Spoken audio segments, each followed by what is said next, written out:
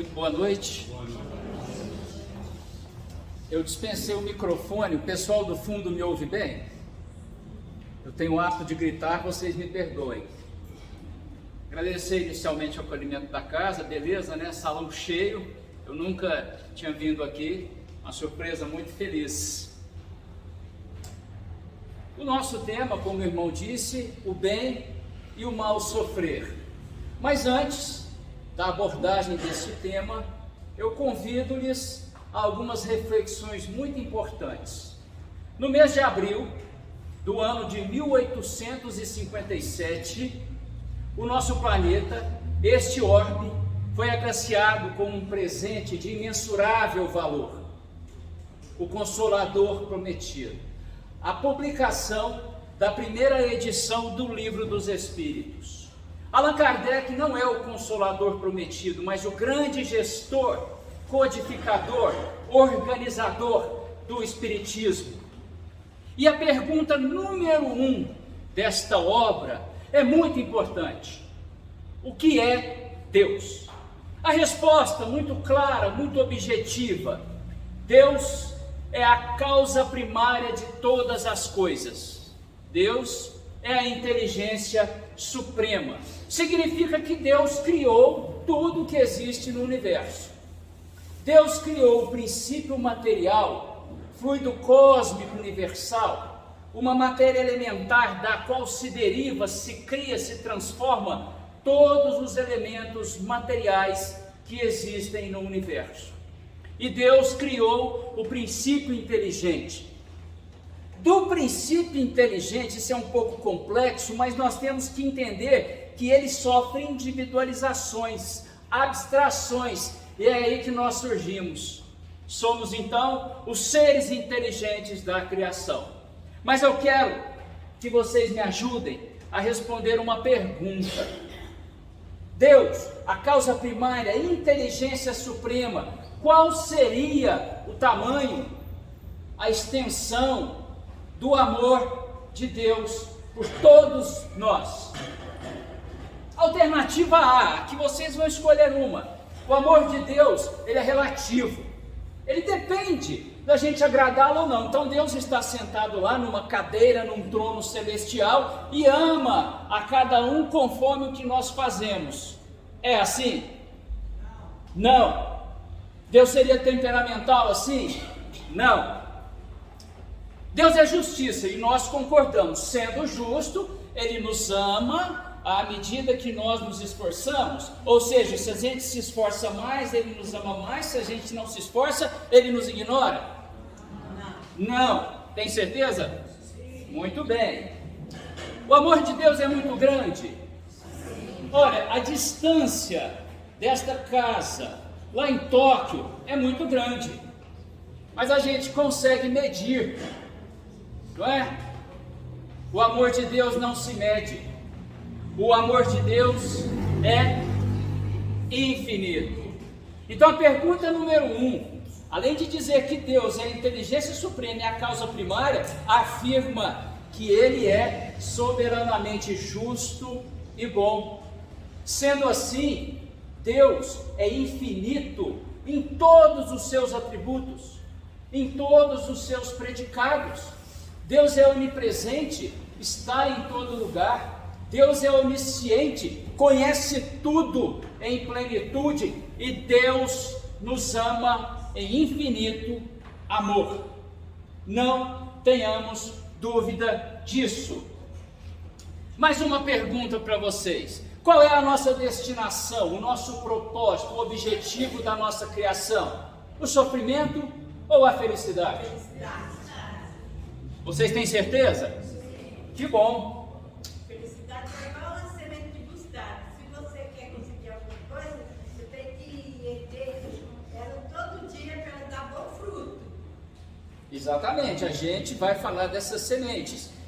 Vamos à pergunta 112 do Livro dos Espíritos, que diz das características dos espíritos puros. Por que nós vamos refletir sobre as características dos espíritos puros? Porque nós fomos criados simples, ignorantes, com o objetivo da conquista da felicidade. Mas a conquista da felicidade se conquista se e somente se nós evoluirmos. É com o progresso moral, com o crescimento do conhecimento que nós conquistamos a felicidade.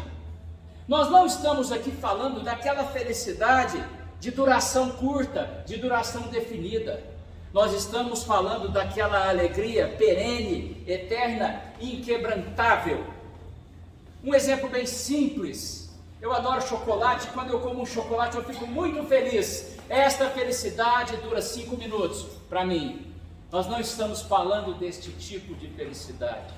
Nós estamos falando que os espíritos puros, que já evoluíram em moral e conhecimento, desfrutam de uma felicidade eterna. Aquela, vou pegar carona nas palavras do irmão aqui, aquela que se conquista quando nós matamos a fome de quem está faminto, quando nós descedentamos os sedentos, quando nós abrigamos do frio aqueles que estão providos de pouca roupa. É desta felicidade que nós estamos falando. Os espíritos puros desfrutam de plena felicidade. Não possuem mais em seus corações o orgulho e o egoísmo em nenhum grau. Estamos falando disso porque é o nosso caminho, é o nosso propósito, e isso está intimamente relacionado ao tema bem e mal sofrer.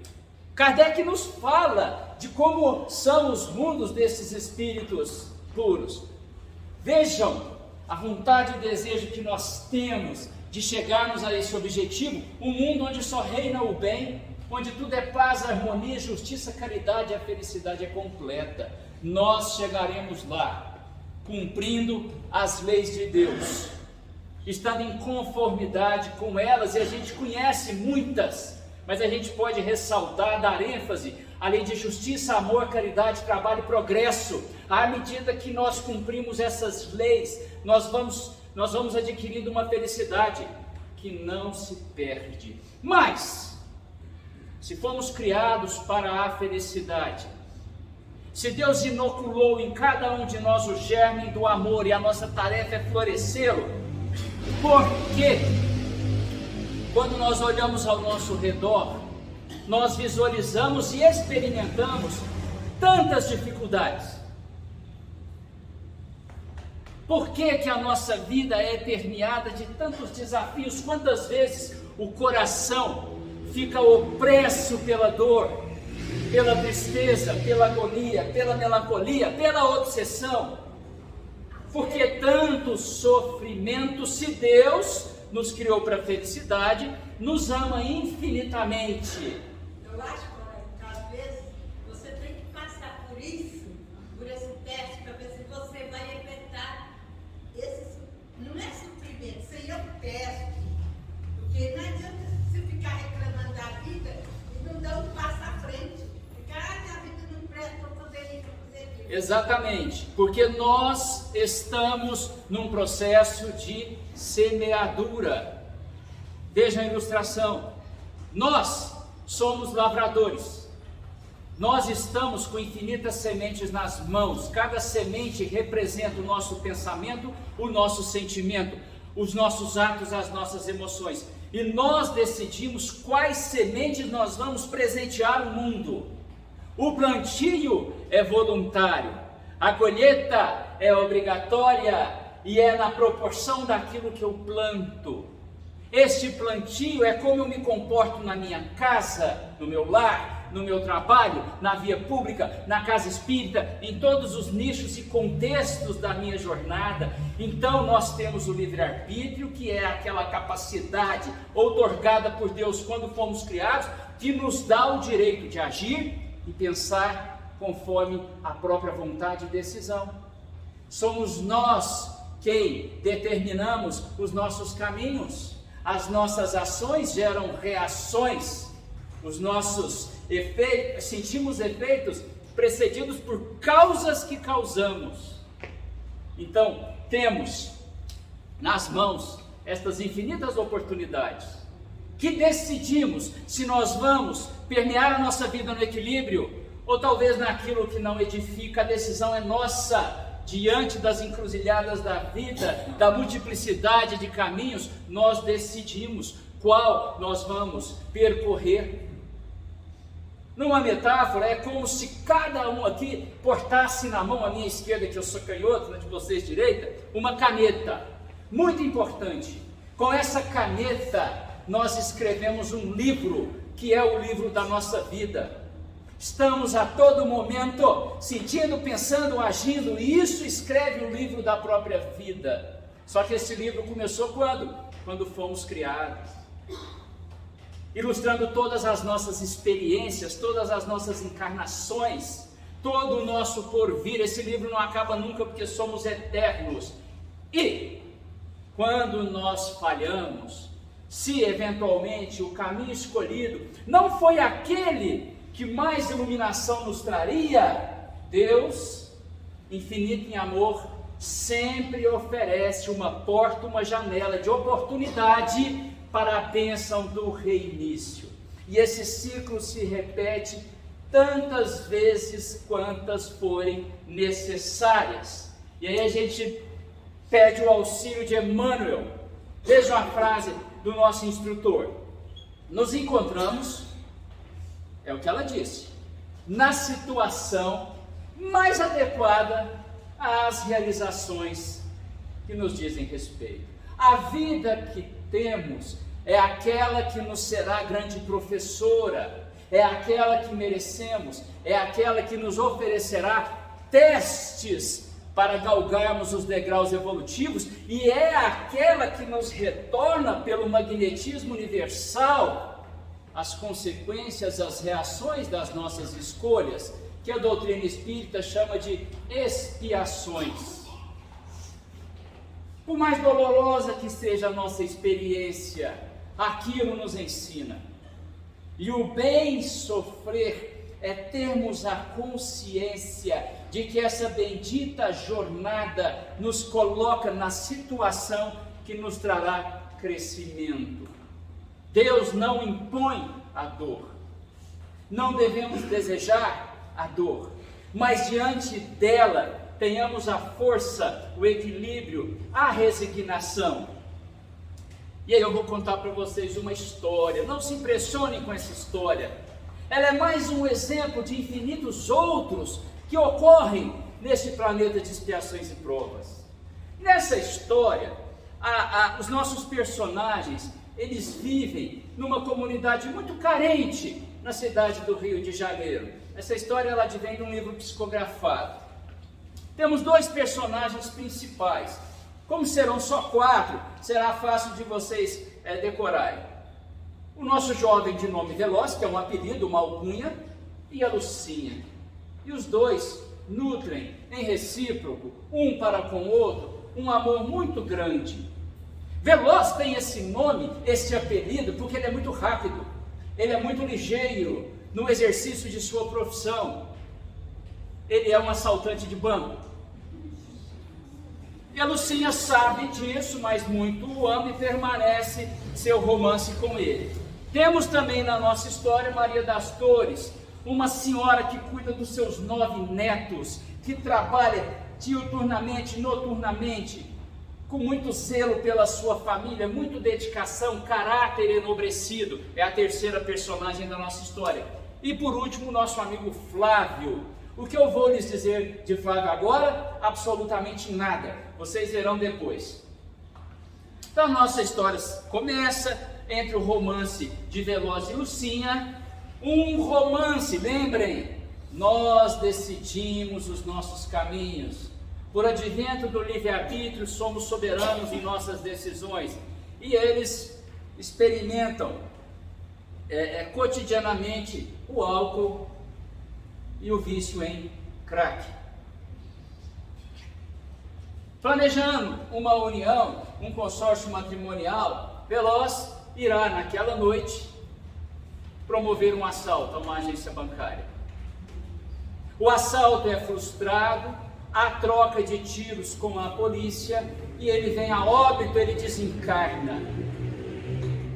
Achei muito interessante a senhora falar, o senhor também, do livro Obreiros da Vida Eterna, o quarto da sequência André Luiz, que é um livro que fala muito sobre desencarnações, né? Temos ali o caso Dimas, que é um caso interessantíssimo, parabéns pela casa.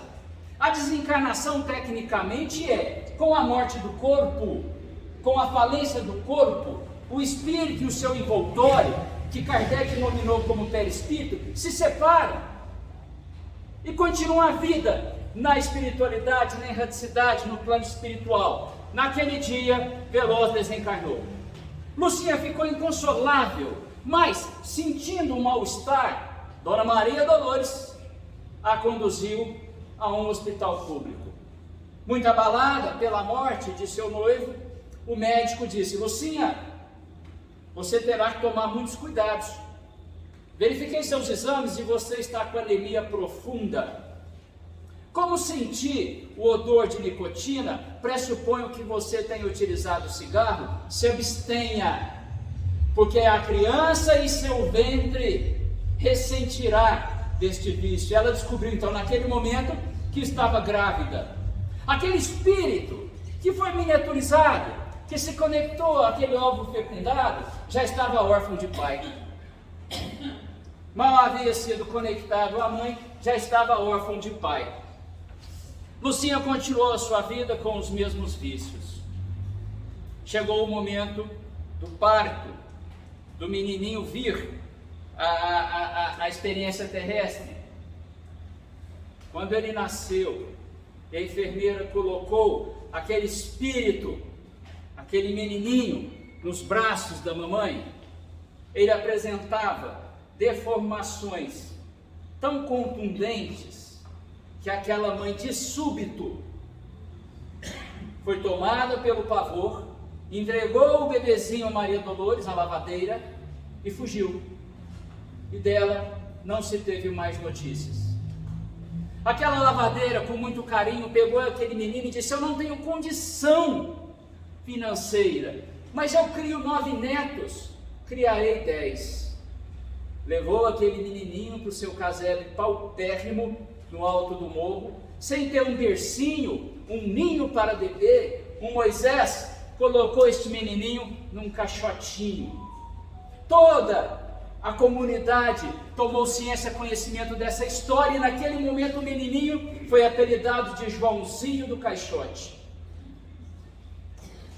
Mas, meus irmãos, Jesus nos convida à caridade. O que essa senhora o fez, e a caridade não sobrecarrega, a caridade perfuma espiritualmente a nossa existência, a caridade fortalece a nossa imunologia de corpo e de alma. Veja o que aconteceu: por advento daquela situação, um menininho atrofiado de braço, de perna, que não se locomovia, com dificuldade mental, aquilo atraiu o interesse de várias organizações não governamentais, de órgãos de imprensa, e muita luz foi derramada naquela casa, e muita ajuda conspirou para o menininho Joãozinho do Caixote. Aos olhos da matéria, uma desventura; aos olhos do espírito, uma bênção.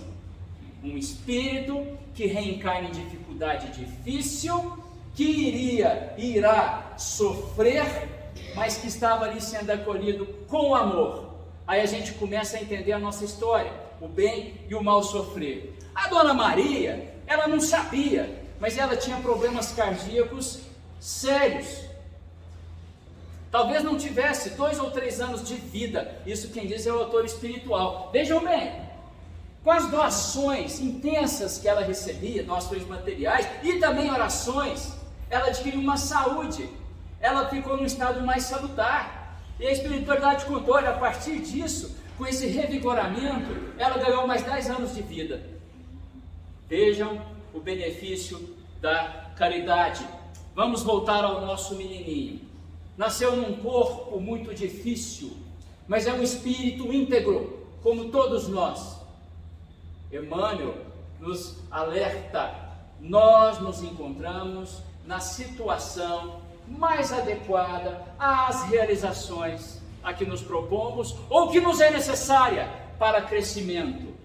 Outra frase de Emmanuel: estamos no corpo que mais nos favorece as aquisições. O nosso propósito aqui é o progresso moral, é o desenvolvimento intelectual, caminho indiscutível, inquestionável e indubitável para a felicidade. Faltou um personagem. Vocês lembram o nome dele? Flávio. Flávio, algum tempo antes dessa história, estava no plano espiritual. Quantas instituições de socorro a desencarnados e encarnados infelizes há no plano espiritual? A obra de André Luiz é repleta disso e fico confortável de falar, porque esta casa estuda obreiros da vida eterna, onde lá tem a Casa Transitória Fabiano de Cristo.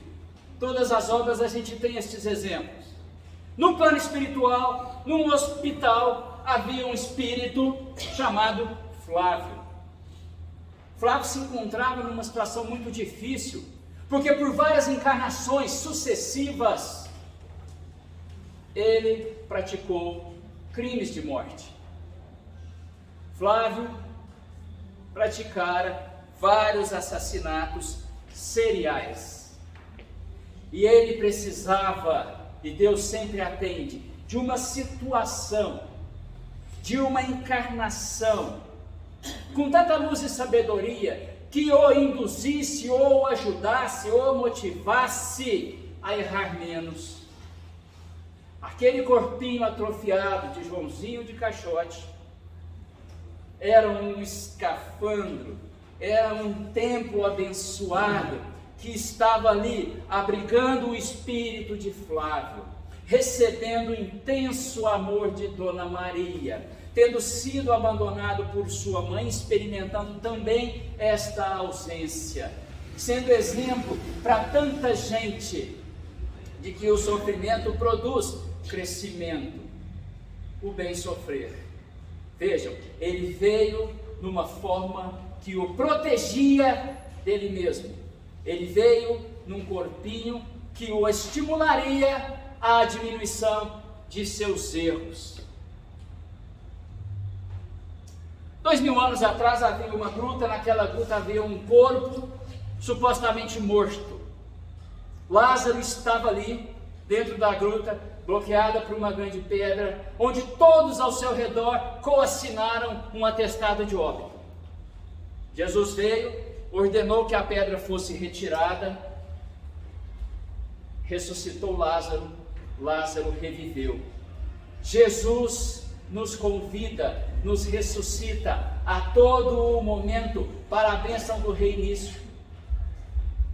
Jesus nos oferece infinitas oportunidades de soerguimento.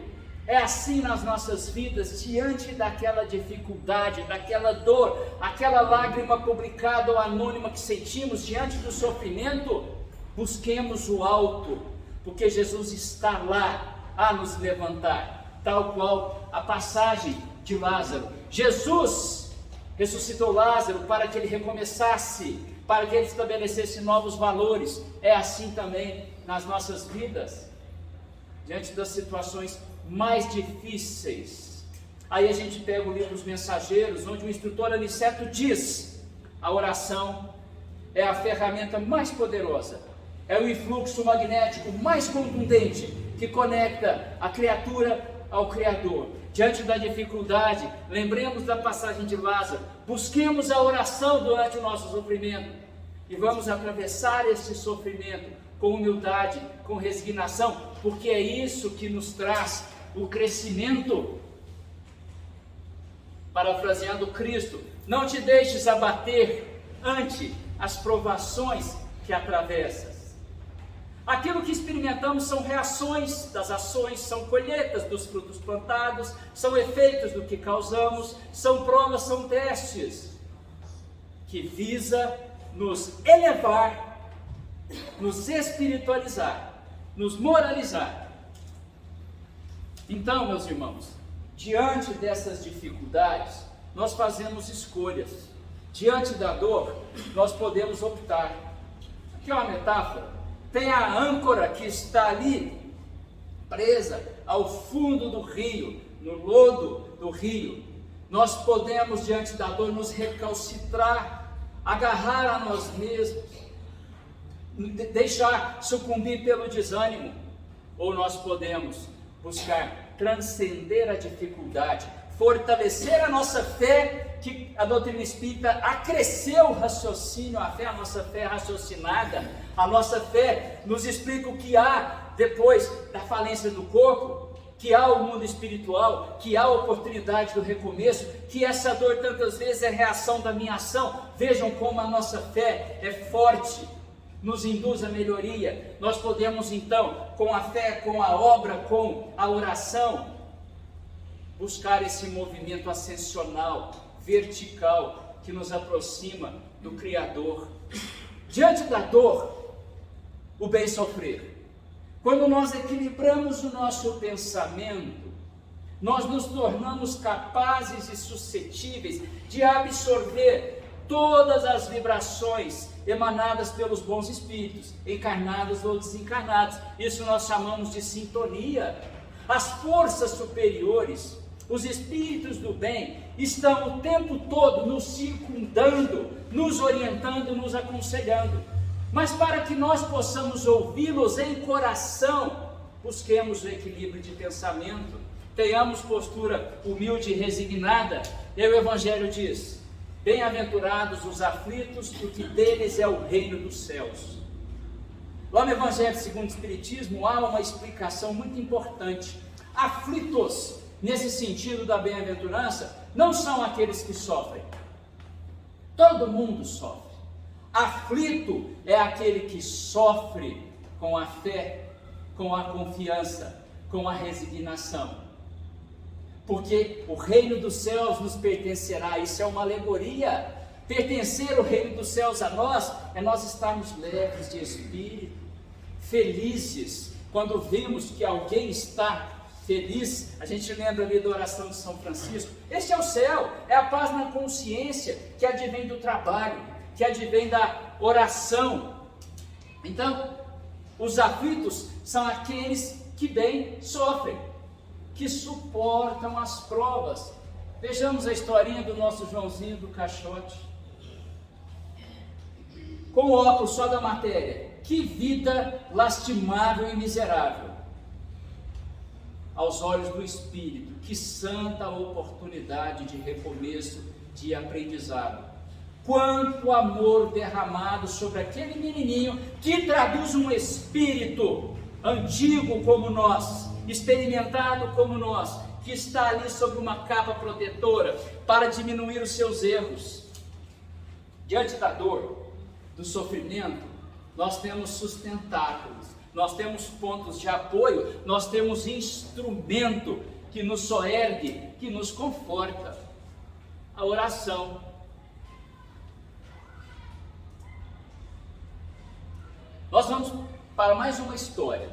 Alguém quer fazer alguma pergunta, alguma ponderação, me corrigir? Somente ouvir. Vamos continuar, mas já que a senhora deu a deixa, olha um outro conceito de oração que tem no livro Estudando a Mediunidade de Martins Peralva. É um apelo da alma, que cria conexões na compatibilidade dos nossos pensamentos. No dicionário do mundo, a oração é pedido de ajuda, louvor e agradecimento. No dicionário de Deus, a oração é aquele pedido humilde, que emana do coração, que recebe a solução. Na verdade, Deus não soluciona os nossos problemas, mas nos dá condições de solucionarmos os nossos problemas. Eu acho assim, a gente tem mais que agradecer do que reclamar. Porque tem pessoa que reclama demais, mas não faz nada também. Caridade nenhuma, né? Vou pegar carona no que ela disse. Lá na pergunta 100 do Livro dos Espíritos, tem a escala espírita. Espíritos imperfeitos, bons e puros. Aí alguém pergunta, e os espíritos neutros? Não deveria ser imperfeitos, neutros, bons e puros? Porque o neutro não faz o bem, não faz o mal. Quem não faz nada, desperdiça o talento, desperdiça o tempo, desperdiça a oportunidade. Por isso Kardec classifica espíritos imperfeitos. Muito bem colocado. Quantos talentos nós temos e temos que multiplicá-los? Quantas potencialidades nós recebemos de presente? o nosso conhecimento, essas oportunidades, não é verdade? André Luiz, no livro Nosso Lar, no capítulo 2, esteve lá nas regiões inferiores do plano espiritual, que eles conceituam de umbral, por 8 anos. Quem lê o livro sabe disso. Ao cabo desses 8 anos, ele não tinha noção que foram 8 anos. Ele começou a refletir: é necessário que exista um autor da vida. Estou aqui sofrendo muito, tem que ter uma causa. Pela primeira vez, ele fez uma oração. Não uma súplica corriqueira, vulgar, uma oração. Conversou com Deus com humildade, derramou muitas lágrimas.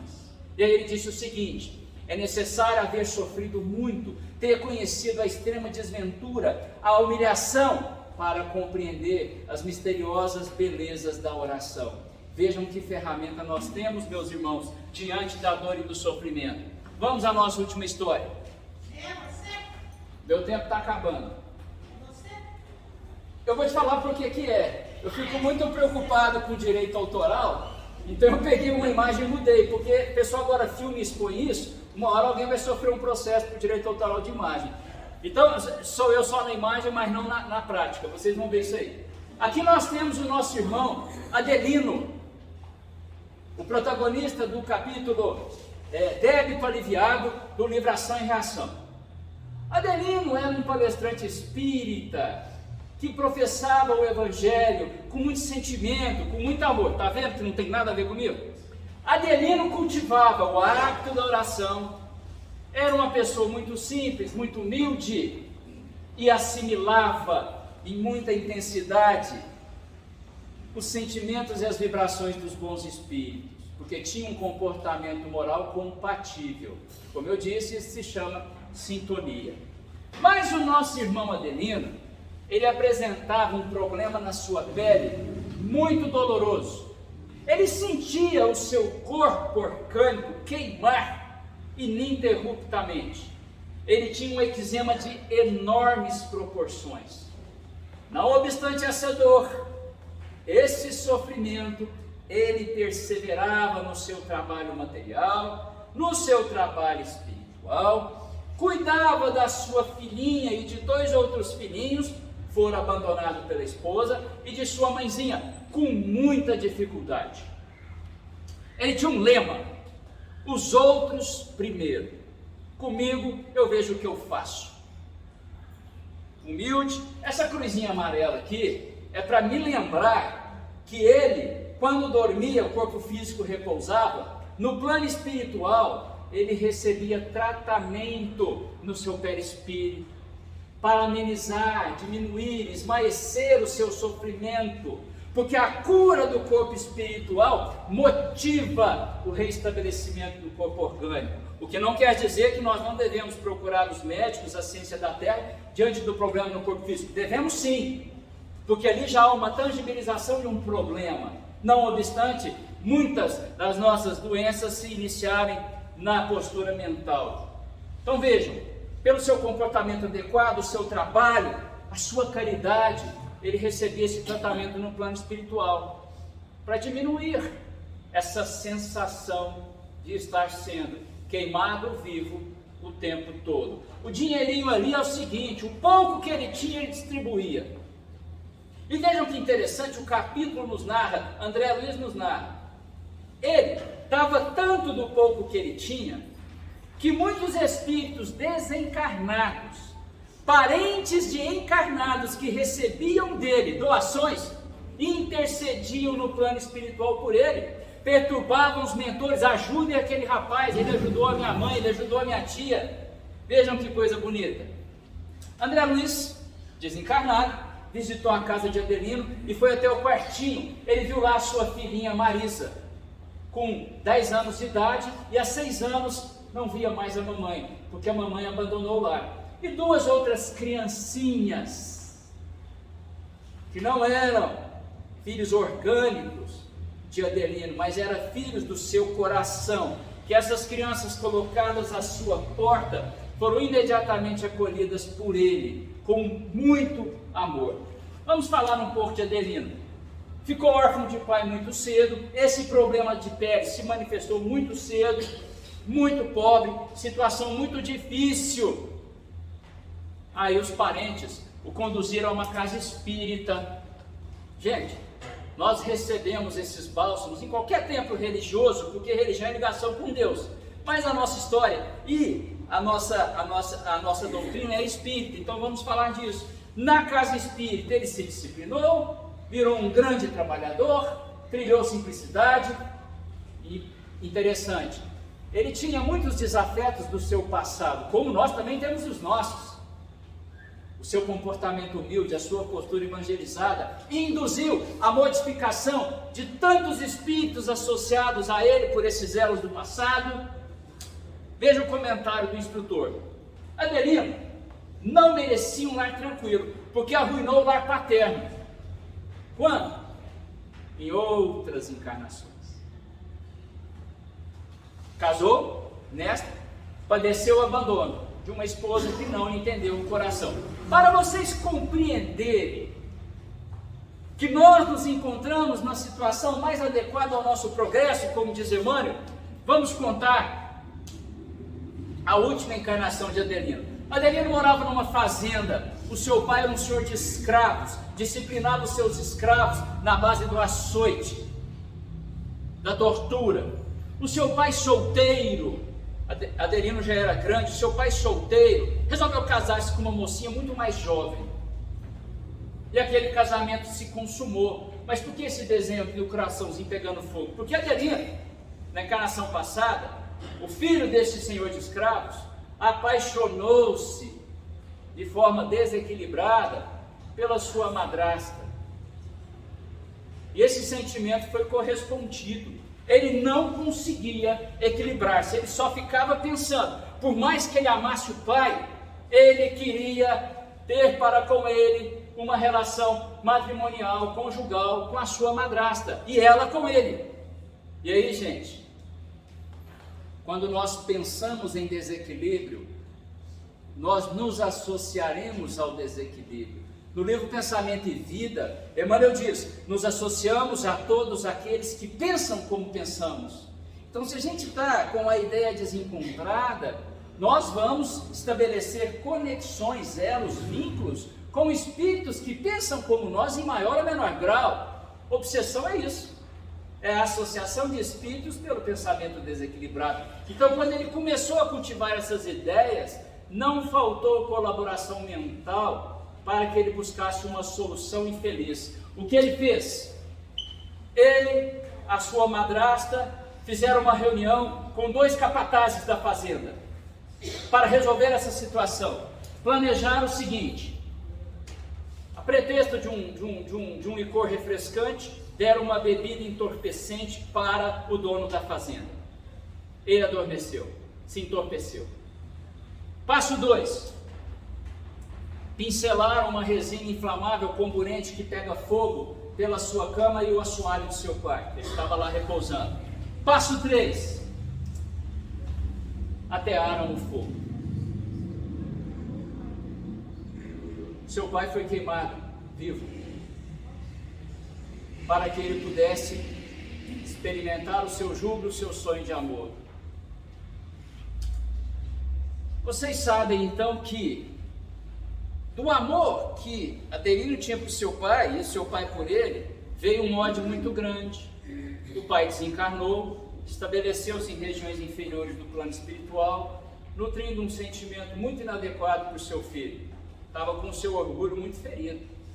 E Adelino, na encarnação passada, vitimado pelo remorso, enfraqueceu o seu corpo físico em razão desses pensamentos recorrentes, e ele adquiriu uma doença que lhe fazia queimar todo o corpo. Desencarnou assim. Ele e seu pai se gladiaram, lutaram um com o outro muito tempo, até que Adelino buscou redenção, foi socorrido, participou de um trabalho de assistência muito grande e se preparou para a bênção de uma reencarnação, que é esta que vocês conheceram. O problema de pele que ele trazia era a vibração marcada, carimbada no seu perispírito das suas próprias atitudes. Então, numa reencarnação, que tinha sofrimento. Vocês lembram do quartinho? A menininha? A filha dele? A madrasta de outros tempos. Vocês lembram dos capatazes que juntaram para aquele plano? Os 2 menininhos que Adelino abraçou como filhos legítimos do seu coração. Vejam a bênção do reinício. Todos eles ali com muita dificuldade, mas com uma vida muito digna, com sofrimento, mas bem sofrendo. O que é o bem sofrer? Desejar a dor? Não, ter a humildade, a resignação, a compreensão, o entendimento de que Deus nos provê o que há de melhor para o nosso crescimento, ou que estamos experimentando as reações às nossas escolhas. Renasceu com a pele toda machucada. Vejam bem, essa moléstia era para cobrir todo o corpo, mas pelo seu trabalho, pela sua atitude, pelas luzes que ele irradiava, houve vários esmaecimentos, vários atenuadores. E o seu pai? Seu pai, depois de muito sofrimento no plano espiritual, vendo o esforço do filho reencarnado, começou a flexibilizar o seu sentimento. Deixou com que aquela raiva retornasse ao amor que ele tinha por seu filho. Um belo dia, Adelina acordou, estava ali tomando seu café, uma xicrinha com pouco café e um pedacinho de pão, que é o que ele tinha, escuta um barulhinho na aruba. Ele vai, abre a porta e não vê nada. Faltou mediunidade? Não, faltou olhar para baixo, porque quando ele olha para baixo, havia ali uma criancinha, o seu pai. O lar é a melhor escola de preparação para as almas. Casa, residência de corpos. Lar, aconchego de almas. Casa é a construção à alvenaria. O lar é quando nós estamos ali com os espíritos que nutrimos fraternidade, amor, e aqueles que necessitamos de reconciliação. Por isso, bem-aventurados os aflitos, quem tem oportunidade de provar a fé, a firmeza, a perseverança e a submissão à vontade de Deus. No livro Companheiro, capítulo 2, Emmanuel diz que quando nós agimos com paciência, confiança, fé e auxílio aos problemas dos outros, Deus, em regime de urgência, também liquidará os nossos problemas. E aí eu vou terminar com a frase de Joana de Ângeles, que vem ratificar tudo que nós conversamos aqui. Deus te colocou no melhor lugar para o seu progresso. Seu lar, cidade, trabalho são oportunidades para a sua evolução. Meimei, uma educadora, orienta evangelizadores. Provas, lágrimas, problemas, aflições, não te assombres e nem temas. O céu cuidará de ti. O céu cuida de nós com a nossa oração, com o nosso trabalho, porque a gente se conecta aos bons espíritos. Quando nós fazemos uma oração por alguém, a gente emite o melhor sentimento que nós temos, essa vibração nos percorre primeiro. Vejam quanto bem isso nos faz, como se fosse um autopasse. E para terminar, Bezerra de Menezes, Jesus convida todos a buscar um novo caminho, a bênção do reinício, um sentido para a vida. Nenhum homem, nenhuma mulher, nenhum espírito nasce fadado ao sofrimento. Se o sofrimento vem, entendamos que é uma consequência. E diante dessa consequência, vamos bem sofrer, vamos transcender essa dificuldade, vamos buscar pela oração, pelo trabalho no bem, o nosso surgimento. Isso é o caminho indiscutível para a conquista da felicidade, que é o propósito da criação dos espíritos.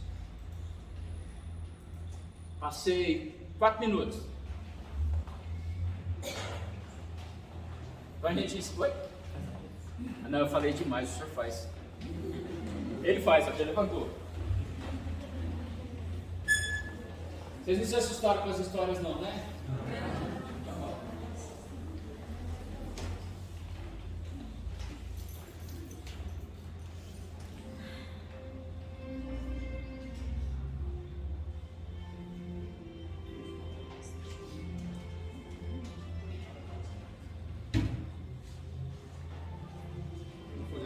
Jéssica, agradecendo ao Livro aí pela magnífica palestra, né?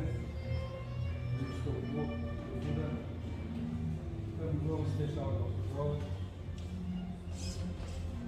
nos conectarmos com a espiritualidade amiga, com os nossos anjos da guarda,